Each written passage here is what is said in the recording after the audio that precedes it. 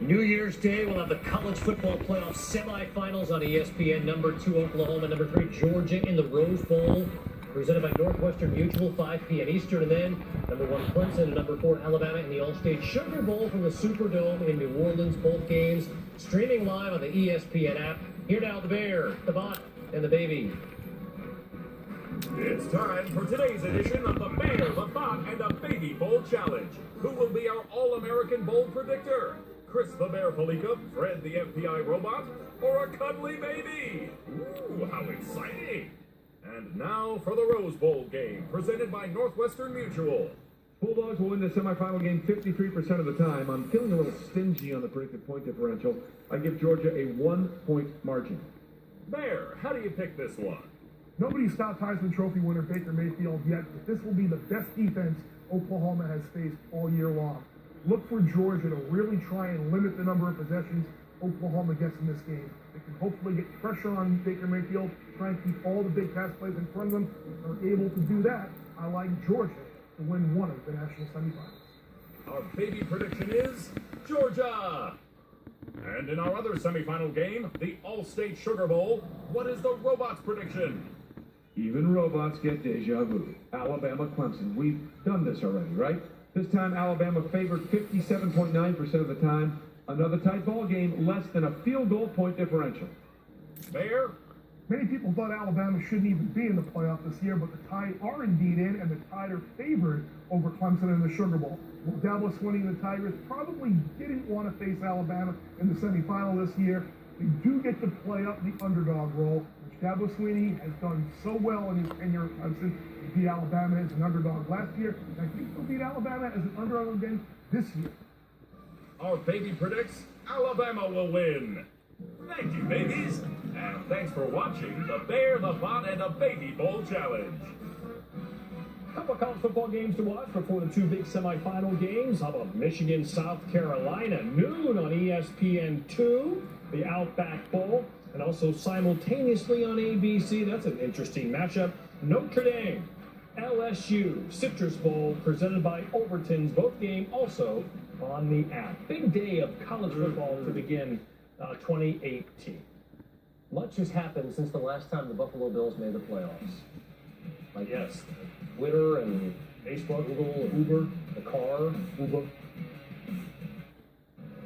This is Sports Center. And this is the most wonderful time of the year for football fans. The meat of the college bowl season and the start of the NFL tournament. Kevin Connors, hashtag Bills Mafia member, and came down to the final Sunday. Uchi, as it should, right? High drama on the final day of the season, the final day of 2017, and there are people flying off RVs through folding tables from Orchard Park to the Anchor Bar. What a finish! And our long national nightmare is over. Our Buffalo Bills are going to the playoffs. They'll be in Jacksonville next Sunday. The Chiefs get the Titans. That game will be on ABC, ESPN, and the ESPN app. In the NFC, it'll be the Falcons and the Rams. Panthers in New Orleans to take on the Saints. By the way, the Eagles are the 1 seed, the Vikings the 2 seed, so both of those teams get a much-needed week off.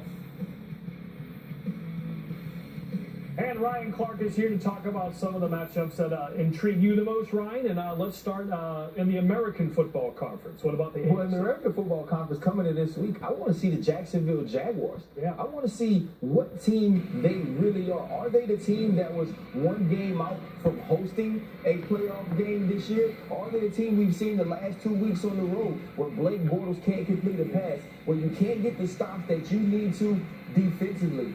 3 weeks ago, we were looking at this team and wondering if they could challenge the New England Patriots and the Pittsburgh Steelers. Yeah. Now we're wondering, can they recapture the gold they had at home and beat the Buffalo Bills, who eke into the playoffs? What about the NFC? I'm excited to see what Cam Newton we get. Yeah. Do we get the MVP Cam Newton, or do we get the guy today that started 0 for 9 but didn't have the great drive, and then in the second half you see the fumbles on the exchanges, you see the overthrows for the touchdowns? What can they do with this opportunistic New Orleans Saints young defense? They fly to the ball, they pressure the quarterback, they create turnovers. So seeing those guys go against each other for the 3rd time this year in New Orleans, you know it's going to be rocking. I want to know which Cam Newton shows, because when he's good Cam Newton, they're Super Bowl caliber. And Drew Brees should get MVP votes. An unbelievable Yes, year for absolutely. Drew Brees, kind of under the radar. Check out the numbers. Thanks so much, Ryan Clark. Thank you, Bruce. Well, what a Sunday it was. All 4 AFC divisions already clinched, but 4 teams had a chance at 2 wild cards. Ravens and Titans need wins to get in. Let's start, though, in Baltimore. Bengals, Ravens, 6:28 Eastern time. So much going back and forth. Ravens are down 17-10 and driving. Joe Flacco. Oh, it looked like it was going to be complete to Chris Moore. It hovers in the air, suspends, and here goes Darqueze Dennard. The other way. Ravens fans despondent. Buffalo Bills fans, perhaps checking the scores on their phone, realize this is good news for us. We need the Ravens to lose. You see, again, those are always such dangerous plays when wide receivers are tipping the ball and more defensive players come around. And it's 24-10, looking good. But at 6:41 Eastern time, more hope for Raven fans.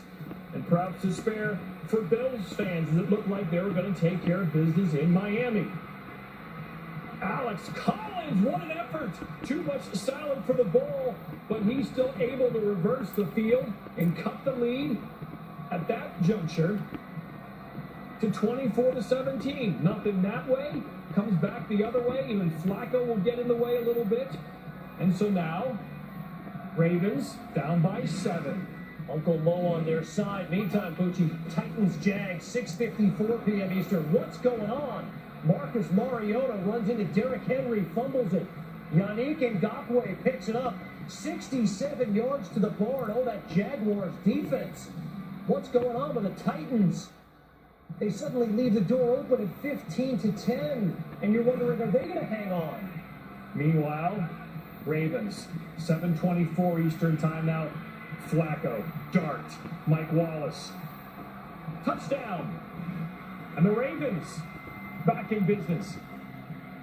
Meanwhile, 5 minutes later, Blake Bortles picked off, and the Titans win 15-10, and they clinch a wild card spot. Mike Mularkey.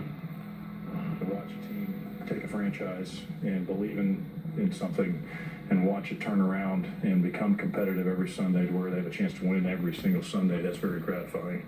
That's what you coach for. It's been a long time coming. You know, a lot of 2-14 seasons, 3-13, 6-10. So finally have a meaningful game in week 17 and to actually get in, feels great, man. All right, back to Bills Dolphins. As we mentioned, Bills looking good at 22-9 with 2 minutes left. But David fails for the Dolphins. Fakes, read option, and now it's a 22-16 game. 1 minute later now. Check out this onside kick move. Whoop, whoop, and whoop. And the perfect bounce. It really comes all about the bounce. The Bills trying to be aggressive by fielding it. Instead, blow them up and pick it up. Bobby McCain ends up with the football. So now the Bills are nervous on 2 fronts. They still have to take care of business, and they got to hope the Bengals win against the Ravens. Again, the Ravens still trying to play their way in. 3rd down opportunity, not going to get it. Back to Miami, under a minute left, 2nd and 9. This is where Buffalo realizes, okay, 1 down, 1 to go. We take care of business. We win. But now we're Bengals fans. Find a television. The players, the fans, anybody. Bills watching the Ravens try to come up with a defensive stand. Andy Dalton's pass incomplete, nearly picked off by Marlon Humphrey. You take a look at how close Humphrey was to ending this game, if not for a fabulous defensive play by one of the great wide receivers in the NFL, A.J. Green. So the very next play, 3rd and 5, Dalton. Oh, he nearly goes down. Instead, he keeps it alive. That's intercepted, but he saw the flag and he said, hey, wait a minute. Humphrey is good, but you can't quite do that, right? Defensive holding is going to be the call, so the Bengals get a 1st down. A reprieve later in the drive on 4th and 12. This never happens, except it does. Dalton to Tyler Boyd. 49-yard touchdown. And like that, the Bengals come back to win 31-27 in what may have been Marvin Lewis's last game. Check out the Titans locker room. They're watching this go down. The Ravens on the tough loss. Just the way it ended tonight, kind of hurt. So it'll take me a while to get over it. But my coach said that sun will come up in the morning. Like I said, you never know who's going to be here. To the team next year. So that's the worst part for me.